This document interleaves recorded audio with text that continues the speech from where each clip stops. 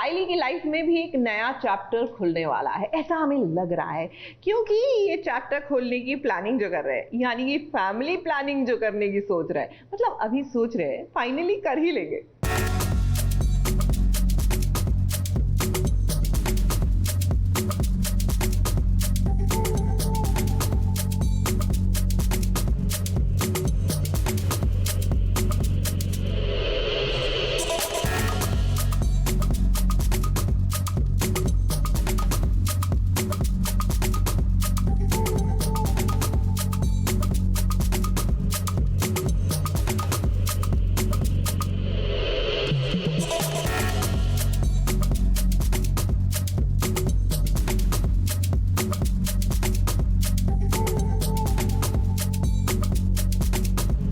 परिवार वालों से थोड़ा सा बचकर लगता है सचिन और साइली को कुछ फुर्सत भरे पल मिले हैं। तभी तो ये अपनी फैमिली बनाने के बारे में डिस्कशन कर रही हैं। कुछ भी बोलती हो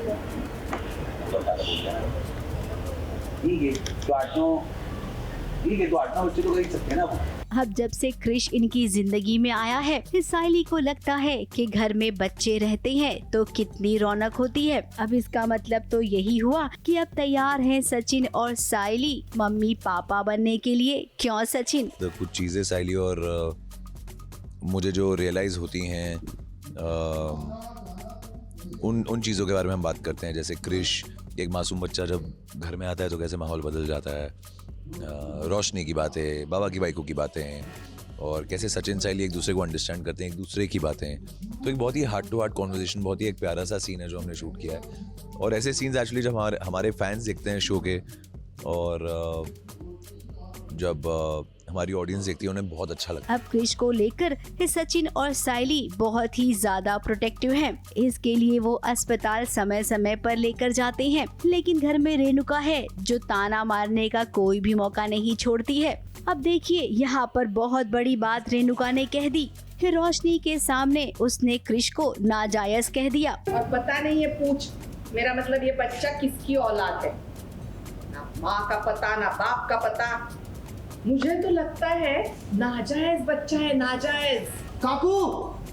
रोशनी का ये वाला अंदाज देखकर एक बार फिर से सब चौंक गए। और जरा रेणुका को देखिए, उसका तो मुंह खुला का खुला रह गया। अब सचिन साइली को तो पहले से शक हो रहा है, और अब जो हुआ उसे देखने के बाद ये दोनों जासूसी पर उतर आएंगे। बात ना खाली आज का भी नहीं है सही। जिस दिन से क्रिश घर के अंदर आया ना, ये लाली बॉर्डर का थोपड़ा ही बदल गया। इसके अंदर ना जैसे कि कोई अलग ही आत्मा आ गई। ये तो मतलब अलग ही छुआ हुआ है उसका। ऐसा कभी इसको देखा नहीं भी। फिलहाल आजी और क्रिश अभी अस्पताल गए हैं सचिन और साइली के साथ। के हिसाब से आउटसाइडर्स आएंगे तो ऐसे वैसे, क्योंकि अमीर आउटसाइडर्स नहीं आए ना, गरीब आउटसाइडर्स आए हैं, तो रेनू की क्लास पे बहुत फर्क पड़ता है। तो सचिन इसी चीज़ में उसकी क्लास लेता है कि हाँ, अगर कोई पैसा अच्छे बैंक बैलेंस वाला आया रहता, परी जैसे आई थी वैसी, तो तू वही गधी बन जाती है उन घोड़ों के सामने। और अभी जब हम उन्हें घर से बाहर लेके जा रहे होते हैं हॉस्पिटल क्रिश की पट्टी खोलने के लिए, तो वो वापस तानेबाजी करती है कि ये क्या बोलते हैं, नाजायज़ बच्चे को और ये बुड्ढी को वापस घर पे लेके आने की ज़रूरत नहीं है, जैसे ताने वो मारती है। और सचिन एज यूजुअल स्टैंड लेता है सही के लिए और डिफेंड करता है और लड़ाई करता है। और रोशनी को देखिए ना, उसे बुरा भी लग रहा है, लेकिन वो इतनी मतलबी है कि अपनी आंखों के सामने अपने बच्चे की ऐसी हालत देखकर भी उसकी ममता नहीं पिघलती है। इस बार भी लगता है रोशनी साफ साफ बचकर निकल जाएगी, और हमेशा की तरह सचिन और साइली बेचारे कुछ नहीं कर पाएंगे। ABP news report.